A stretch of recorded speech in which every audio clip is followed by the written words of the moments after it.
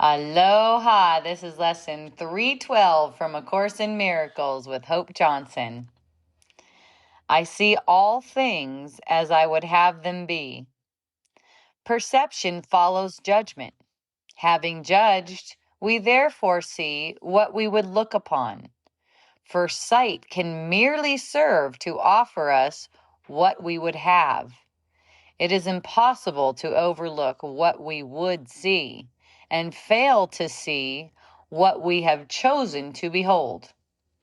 How surely, therefore, must the real world come to greet the holy sight of anyone who takes the Holy Spirit's purpose as his goal for seeing.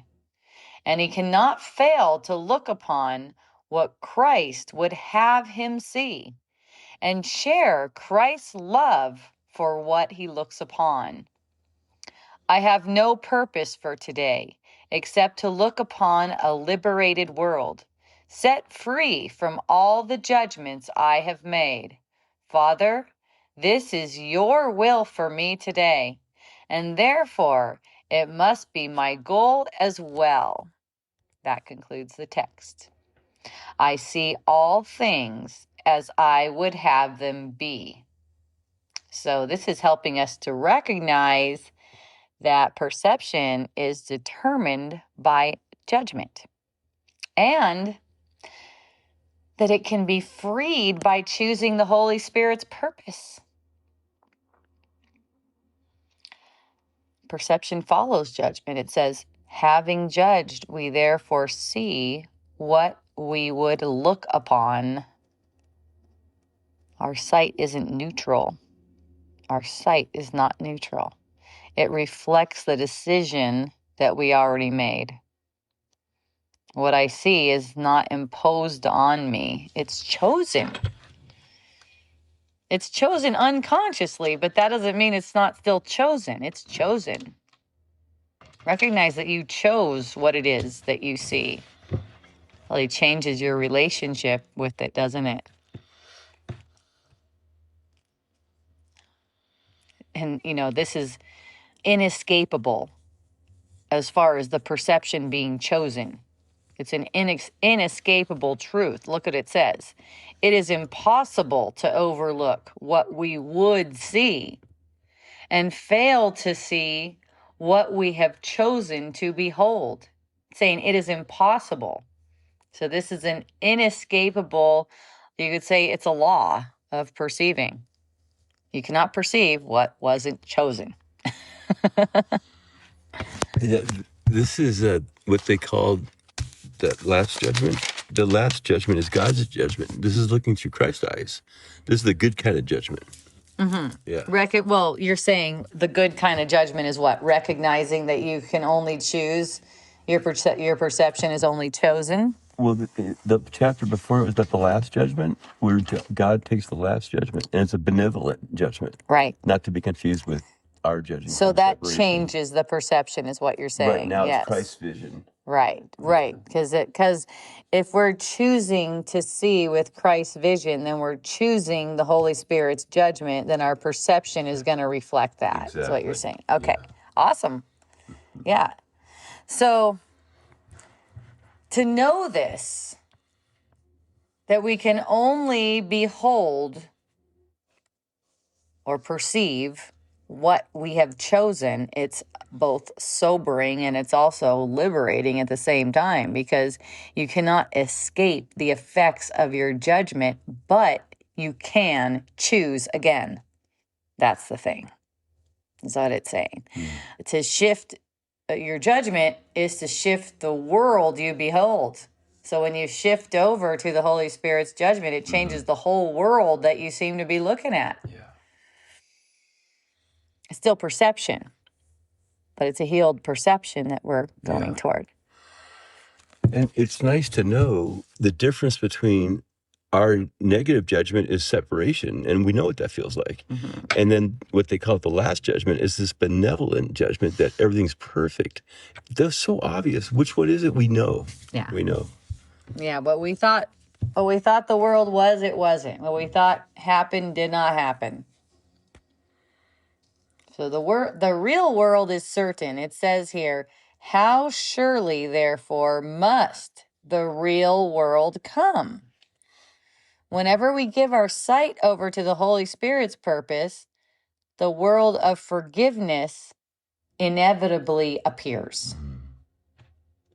It's not a fragile hope. It's guaranteed. It's the outcome of right perception. That's the real world. This talks about Christ's love through vision. To see with Christ's vision is not only to see different, it's to love what I see. Yeah. You actually love what you see. It's not detached neutrality, but active love, blessing everything that's looked upon. Absolutely. Right? Yeah. We not look upon something that is unlovable because you're love. And if God is in your mind, God is in everything you see, then you're capable of loving everything that you perceive. It talks about the union of will and goal. Father, this is your will for me today, and therefore it must be my goal as well. See that? So since it's God's will, it must be your goal. So you don't have a separate will from God's. So to choose forgiveness as your purpose is to align with God's will. And really just choosing forgiveness is basically, I mean, it is just so simple. The ego always wants to complicate it. What you thought happened didn't happen. What you think is happening isn't happening. What you think is gonna happen is not gonna happen. It's all imaginary. So this dissolves all the conflict in your mind and restores you to peace. Perception follows the purpose you choose. This is the crux of this lesson. Because the separation never happened. That's right. The separation never happened. Perception can follow whatever choice you're making, and it always does follow choice. So today, we're electing to see with Christ's vision and love what we behold. Right? So in the morning, you might dedicate the day. Today, I choose the Holy Spirit's purpose for my sight. I will to see a liberated world. This is what I want to see, a liberated world. And whenever any kind of judgment arises or any temptation of the world, remind yourself, this is the world I am making right now. Do I want this or the world Christ would show me? Okay.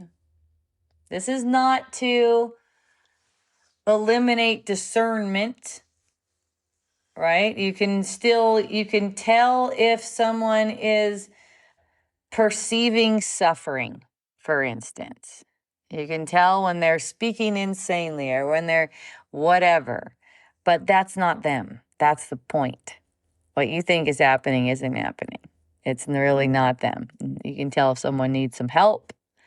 Still, it's not them. It's all Christ. So it's loving whatever it is. And in the evening, you might reflect on a moment where your perception softened. Where was it lifted? Where did love appear? Look at that. So this lesson 312 is continuing a common thread from 311, where we learn that judgment dictates what we see. And now, by giving judgment to the Holy Spirit, our vision shifts into Christ's sight. And that's how love becomes visible everywhere. So there's two parts of this. Judgment dictates what we see, and we can give the judgment over to the Holy Spirit so that love can become visible to us. So, hooray! Twice today and every hour, and whenever you need it, I see all things as I would have them be. Have a beautiful remembrance. I love you.